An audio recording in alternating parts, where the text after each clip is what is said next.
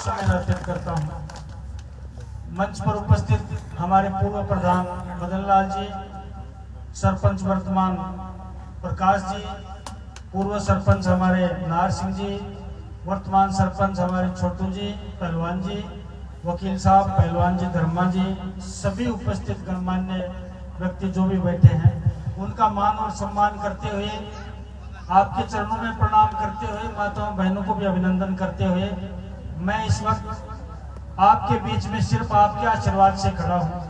इतने लंबे संघर्ष में आप लोगों ने मेरा साथ दिया और आखिरी में आप लोगों ने एक दृढ़ निश्चय करके मुझे राजस्थान की विधानसभा में भेजा। उसके लिए आपको बहुत बहुत धन्यवाद देता हूँ, बहुत बहुत साधुवाद देना चाहता हूँ। इसको शहीद का कार्यक्रम भी आप मान सकते हैं, फुटबॉल की प्रतियोगिता भी मान सकते हैं और मेरी धन्यवाद यात्रा का एक हिस्सा भी इसको मान सकते हैं आप। और मुझे सौभाग्य के साथ कहना पड़ रहा है कि आप ऐसे कार्यक्रम में मुझे बुलाया है। निश्चित रूप से मैं पूरे परिवार को इस आयोजन के लिए, शानदार आयोजन के लिए जो शहीद कमलेश की छठी पुण्यतिथि है, आप लोग इस शहीद की परंपरा को और इन वीरों की गाथाओं को आगे चलाते हो। ये आगे आने वाली पीढ़ियों के लिए और नौजवानों के लिए प्रेरणा का स्रोत होता है।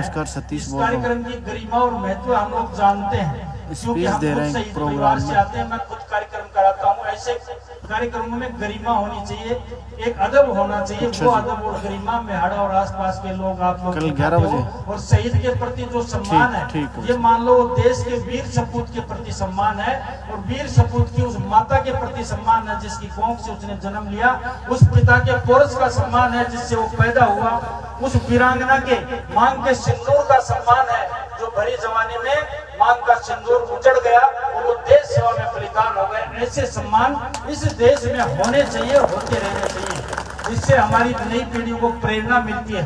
इसको एक महज अपना आयोजन मान के मैं समझता हूँ, कोई कार्यक्रम होता है उसका एक आयोजन जो होता है उसका भी कोई प्रयोजन होना चाहिए और प्रयोजन ये होना चाहिए कि नई पीढ़ी को उससे प्रेरणा लेनी चाहिए।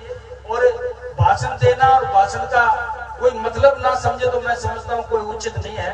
ये देश अगर सुरक्षित है तो इन कमलेश जैसे नौजवानों की वजह से सुरक्षित है।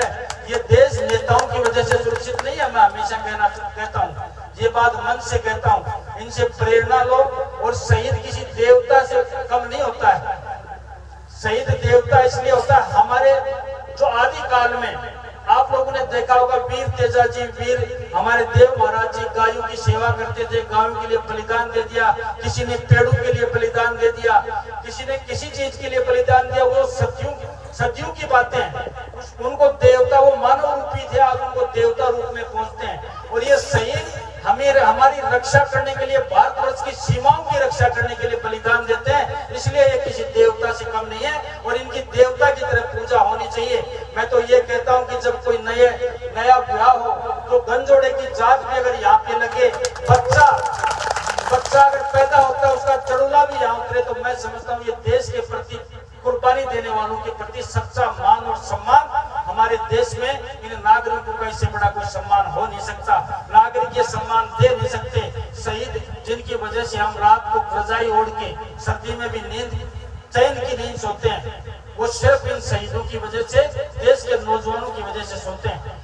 आदिकाल में इन फौजियों के बारे में क्या क्या कहा जाता था, लेकिन आज फौजियों का जो मान और सम्मान है, निश्चित रूप से आज मैं याद करना चाहता हूँ इस भारत माता के उस लाडले भारत रत्न को, अटल बिहारी जी वाजपेयी जब से प्रधानमंत्री, जब से दुनिया को और देश को बताया कि फौजी का हमारे देश के प्रति क्या सम्मान होता है और क्या मान और सम्मान होता है, ये अटल बिहारी वाजपेयी जी ने बताया।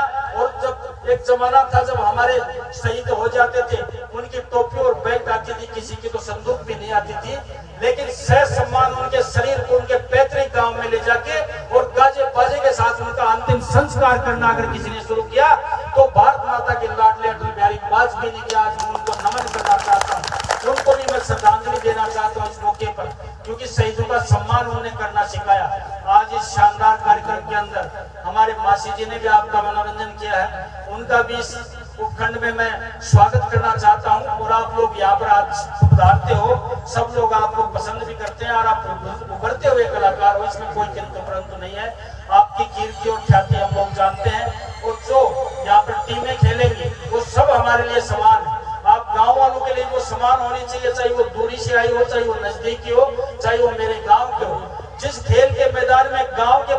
पक्ष लेके बाहर के खिलाड़ियों को हुटिंग करके या चिटिंग करके अगर वो गांव उसको हराता तो मैं समझता हूँ दोबारा उस गांव में कोई टीम नहीं आती। लेकिन मैं मिहाड़ा से कोई उम्मीद नहीं करता।